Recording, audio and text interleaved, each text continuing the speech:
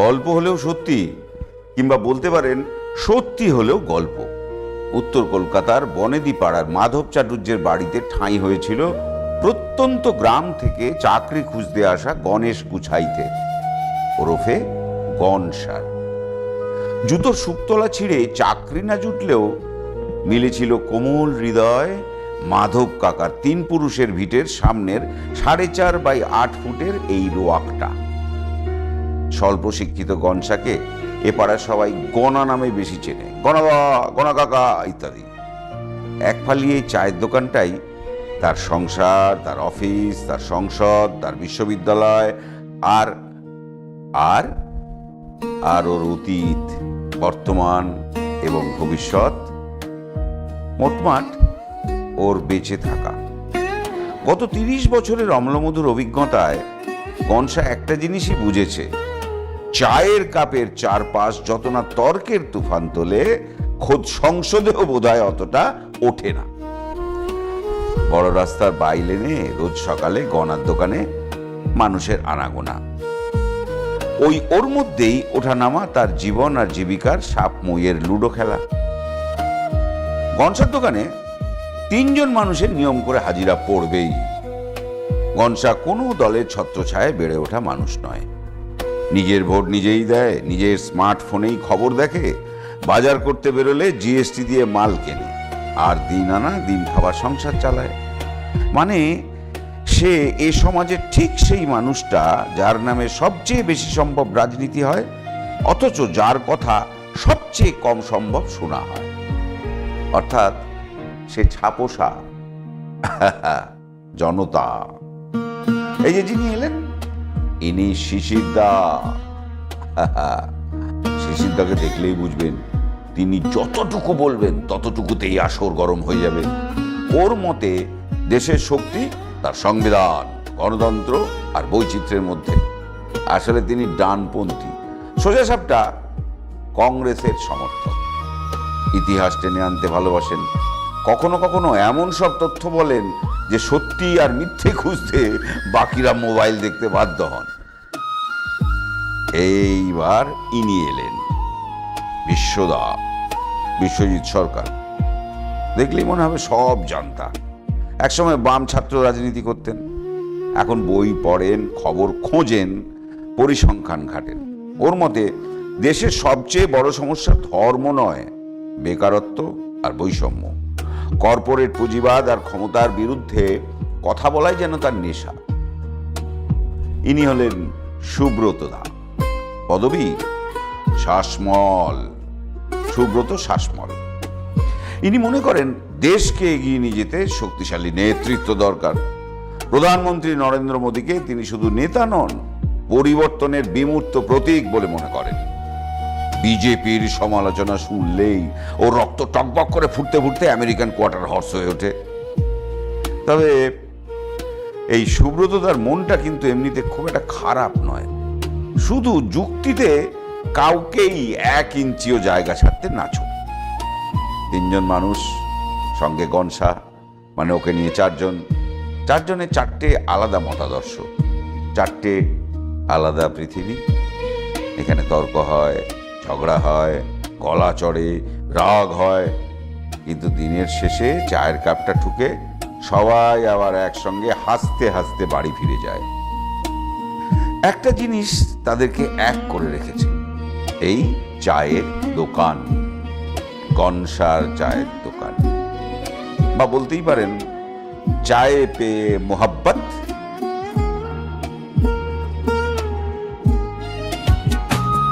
চায়ের কাপে প্রশ্ন ওঠে দেশের ভবিষ্যৎ,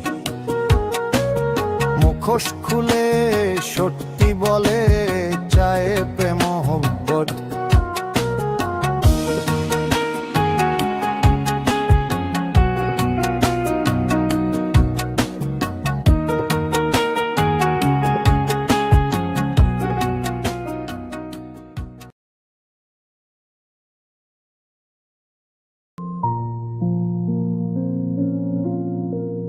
আচ্ছা, এই যে কদিন ধরে টিভিতে, সোশ্যাল মিডিয়াতে ককরোচ পার্টি শুনছি, এরা কারা?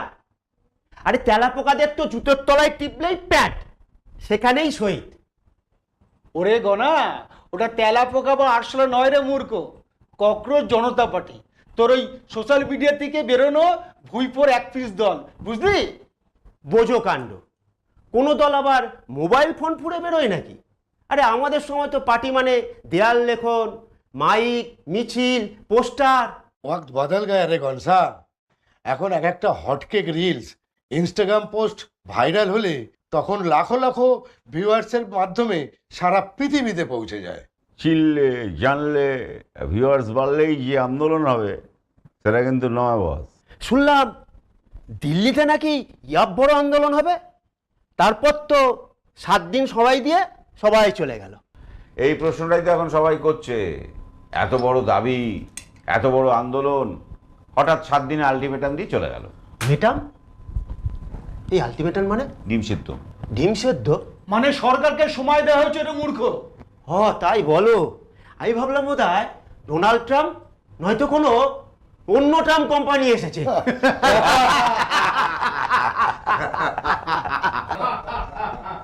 আচ্ছা, তোমরা এতক্ষণ ধরে ককরোচ জনতা পার্টি বলছিলে।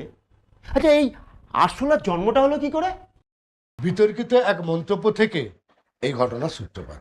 দেশের বেশ কিছু তরুণ সমাজ মাধ্যম কর্মী, সাংবাদিক আর তথ্য অধিকার কর্মীদের পরজীবী এবং আরশোলা এই শব্দে ব্যবহার করা হয়েছিল, আর তারপরেই সোশ্যাল মিডিয়ার প্রতিবাদের ঝড় ওঠে। হ্যাঁ, ওই জেন XYZ ক্যাটাগরির তরুণীরা নিজের গায়ে নিয়ে নিয়েছিল। ওরা ভেবেছিল যে ওদেরকেই অপমান করা হচ্ছে, সেখান থেকে এই আন্দোলনের শুরু। কিন্তু এটা কোনো প্রচলিত রাজনৈতিক দলই নয়। মিম, ভিডিও ক্লিপ আর সোশ্যাল মিডিয়ার মাধ্যমেই এর প্রতিবাদ শুরু। মানে গাল পাড়তে গিয়ে এই উল্টো নামটাই ওরা বেছে নিল। অনেকটাই তাই। যেটাকে অপমান হিসেবে বলা সেটাকেই বানিয়ে নিল প্রতিবাদের প্রতীক। গনসা চা দে। হ্যাঁ, এরপর ধীরে ধীরে লক্ষ কোটি মানুষ তাদের সোশ্যাল মিডিয়ায় তাদের ফলো করতে শুরু করে দিল। হ্যাঁ, আরে ওই অনলাইন পপুলারিটিকে পক পক করে কাজে লাগিয়ে ওই মূর্খগুলো দিল্লির যন্ত্রমন্ত্রে প্রথম বড় প্রকাশ্য কর্মসূচি করলো। আরে বাস, আরশোলাকে খোঁচা মারতে গিয়ে কক কক করে একটা সম্পূর্ণ আন্দোলনের জন্ম দিয়ে দিল। এটাই রাজনীতির মজা রে গণেশ। কখন কোন কথা আগ্নেয়গিরির মতো ছড়িয়ে পড়তে পারে কে বলবে। দূর, রাজনীতিতে এমন ঘটনা বহুবার ঘটেছে। প্রথমে জনরোষ তৈরি, তারপরে কেউ না কেউ এসে সেই রোষের নেতৃত্ব নিয়ে নিচ্ছে। আরে মূর্খ, থুড়ি থামো তো। আন্দোলন করলেই সঙ্গে সঙ্গে বিপ্লব হয় নাকি? তার জন্য সংগঠন লাগে, লোক বল লাগে, কারিগরি অর্থ লাগে, বুঝলি? কিন্তু অনলাইন ফলোয়ার আর মাঠের লক্ষ্মী এক জিনিস। আমার প্রশ্ন কিন্তু অন্য। দিল্লিতে যেখানে কৃষকেরা মাসের পর মাস ধাক্কা খেলো আর কুস্তিগিররা ওই ধরো খিস্তি খেলো, আর সেখানে কিনা একটা নতুন দল অনুমতি পেয়ে গেল। এর উত্তর একমাত্র সরকারই দিতে পারবে।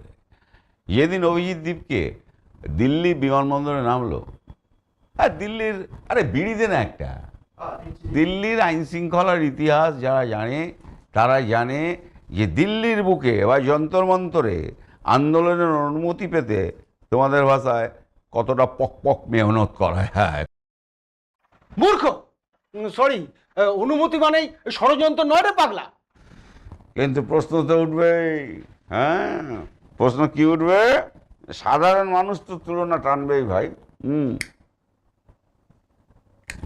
যখন ভারতের বিখ্যাত কুস্তিগির মহিলারা রাস্তায় আন্দোলন করলো, দিনের পর দিন ঝড় জল উপেক্ষা করে, তখন তো তাদের অনুমতি দেওয়াই হলো না, উল্টে নির্মমভাবে রাস্তা থেকে সরিয়ে দেওয়া হলো। দেশের অন্নদাতা কৃষকদেরই দিল্লির সীমানায় কাঁটাতার, ব্যারিকেড আর জল কামান দিয়ে আটকে রাখা হয়েছে। যন্তর মন্তরে ঢোকার অনুমতিই মেলেনি। তাহলে এই আন্দোলনের ক্ষেত্রে কি অলৌকিক ঘটনাটা ঘটলো শুনি? স্বয়ং দিল্লি পুলিশ বিমানবন্দরে ঢুকে রানওয়ে অবধি দৌড়ে গিয়ে অভিজিৎ দীপকের হাতে অনুমতিপত্র তুলে দিল। কেন দিল? হ্যাঁ, আমার তো হার্ড ডিস্কেই ঢুকছে না ককরোচ জনতা পার্টির প্রতি দিল্লি পুলিশের আকস্মিক স্নেহ আর দয়া আদতে কিসের প্রতি? দিল্লি পুলিশ তো কেন্দ্রীয় স্বরাষ্ট্র মন্ত্রকের অধীনেই কাজ করে। তাহলে হয়তো আন্দোলনের চালিকা শক্তি ওই মেঘনাদের মতো মেঘের হারাল থেকে কেউ হয়তো পরিচালিত করছিল। কৃষকরা যা পাননি, দেশের শ্রেষ্ঠ অলিম্পিয়ানরা যা পাননি, তা একটা নিউ ব্র্যান্ড সংগঠন এত সহজে পেয়ে গেল। তাহলে কি কোনো সেটিং ছিল? সেটিং? হ্যাঁ, দেখো, আমি গরিব জনতা, মূর্খ, কিন্তু আমার কাছে একটাই প্রশ্ন, সবাই যদি একই নিয়মে হাডুডু খেলে তবে কারোর জন্য রাস্তা চওড়া আবার কারোর জন্য রাস্তা সরু কেন? আচ্ছা, এই অভিজিৎ দীপকে, ও কি কারো লোক? মানে কারো হাতের কাঠপুতুল? মূর্খ! আরে না, বলছি তার কি কোনো প্রমাণ আছে নাকি? না। তাহলে কাউকে কারোর পুতুল বলাটা ঠিক কি? হক কথা, প্রমাণ ছাড়া কোনো অভিযোগ নয়। তবে তবে সন্দেহের কারণ তো আছেই। আন্দোলনের গতি যেভাবে থামলো, তাতে তো সন্দেহের কারণ হতেই পারে। কেউ বলছে আপেল লোক, কেউ বলছে বিজেপির গেম, আবার কেউ বলছে স্বাধীন আন্দোলন। প্রশ্নটা যেখানে হাজার হাজার ছাত্রছাত্রীর ভবিষ্যৎ নিয়ে এবং এত বিপুল সংখ্যক জনসমর্থন থাকা সত্ত্বেও এই আন্দোলন ঝিমিয়ে পড়ল কেন কাকা? হ্যাঁ, ও, তার মানে সঠিক কারণটা কেউ ঠিকঠাক জানে না। না রে মূর্খ, ওই শিশির যা বলেছে তার সপক্ষে কোনো প্রমাণই নেই। তাহলে আত্মবিশ্বাস নিয়ে লোকে এত কথা বলে কি করে? আমার প্রশ্ন অন্য জায়গায়। মূল বিরোধী দল কংগ্রেস আর রাহুল গান্ধীর নেতৃত্বাধীন জোট যখন বিভিন্ন ইস্যুতে সরকারকে কোণঠাসা করার চেষ্টা করছে, ঠিক সেই মুহূর্তে ককরোচ জনতা পার্টিকে সামনে আনা, এটা কি কোনো গভীর কৌশল? মূর্খ, তুই যেটা বলতে চাইছিস সেটা ডাইরেক্টলি বলেই ফেল না। বিজেপি ভালো করেই জানে পাঞ্জাবে যদি আপ ক্ষমতাচ্যুত হয় তবে সেই রাজ্য সরাসরি চলে যাবে কংগ্রেসের পকেটে। আর 2029-এ লোকসভার আগে কংগ্রেসের হাতে আরও একটা বড় রাজ্যের ক্ষমতা চলে যাওয়া মানে জাতীয় স্তরে রাহুল গান্ধীর সম্ভাবনা আর ইন্ডিয়া জোটের আত্মবিশ্বাস এক ধাক্কায় বহুগুণ উজ্জ্বল হয়ে ওঠা। তা বিজেপির কেন্দ্রীয় নেতৃত্বের কাছে কোট আন কোট এটা মন্দের ভালো হলো। পাঞ্জাবে আপই থাকুক, অন্তত কংগ্রেসের নেতৃত্ব যেন না আসতে পারে। মূর্খ! তার মানে তুই বলতে চাইছিস কংগ্রেসকে জাতীয় স্তরে আর পাঞ্জাবকে পিছন দিয়ে কোণঠাসা করতে ককরোচ জনতা পার্টিকে ইন্ধন যোগাচ্ছে বিজেপি। আমার তো তাই মনে হয়। এই তোদের না বলে এবার আমি নিজেকেই মূর্খ বলি। পাপ্পুকে ঠেকাতে বিজেপির চাল, হাসালি আমাকে। একদমই, যেমনটা আমরা দেখেছি পশ্চিমবঙ্গের রাজনীতি। মমতা বন্দ্যোপাধ্যায়কে একেবারে দেয়ালে পিঠ ঠেকিয়ে দিতে যেভাবে তৃণমূলের 60 জন বিদ্রোহী বিধায়ককে রাতারাতি বিরোধী আসনে বসিয়ে দিয়ে এক অভূতপূর্ব রাজনৈতিক চাল চালানো হলো। আমার কাছে আসল বিষয় কিন্তু অভিজিৎ নয়। আমার কাছেও না। তাহলে যে ছাত্ররা চাকরি চায়, পরীক্ষার স্বচ্ছতা চায়, তাদের কথা। রাজনীতিতে কোনো কিছুই কাকতালীয় নয়। বিমানবন্দর থেকে যন্তর মন্তর, যেভাবে এই নাটকের প্রতিটি দৃশ্য মঞ্চস্থ হয়েছে তা কিন্তু সাধারণ মানুষের মনে গভীর দাগ কেটেছে। ঠিক, ব্যক্তি নয়, ইস্যুটাই হচ্ছে গুরুত্বপূর্ণ। আর এই ইস্যু সমাধানও গুরুত্বপূর্ণ। মানে ধরো, আমি যদি চায়ের দাম বাড়াই তাহলে খদ্দেরের সমস্যা চা না আমি? সমস্যা চায়ের দাম। আচ্ছা, ছাত্রদের সমস্যা যদি শিক্ষা চাকরি হয় তাহলে নেতাকে, আর সেটা নিয়েই বা এত ঝগড়া কেন বাপু? রাজনীতিতে ইস্যুর চেয়ে অনেক সময় মুখটাই বড় হয়ে ওঠে। মানতো শোনা। রাজনীতির ময়দানে জয়টা এতটাই বড় ফ্যাক্টর যে দেশের হাজার হাজার তরুণ তরুণীদের ভবিষ্যৎ এবং স্বপ্নগুলোকে পলিটিক্যাল কোল্যাটারাল ড্যামেজ হিসাবে, মানে রাজনৈতিক খেসারত হিসাবে ধরে নেওয়াটাই এদের দলের দস্তুর। মূর্খ বিরোধীরা সেই মুখ ব্যবহার করে সরকারকে আক্রমণ করে। সরকারও অনেক সময় মুখটাকে সামনে রেখে ইস্যুটাকে আড়াল করে। ধুস শালা, মানে ফুটবল ম্যাচে ফুটবলটাই হারিয়ে গেল। একদম। মূর্খ, তুই তো দেখছি আজকাল আপগ্রেডেড মূর্খ মারি। হ্যাঁ, বেশ ভালো ভালো কথা বলছিস। মূর্খ জনগণ হয়ে চা বেচি, কিন্তু মাথা বেচি না কাকু।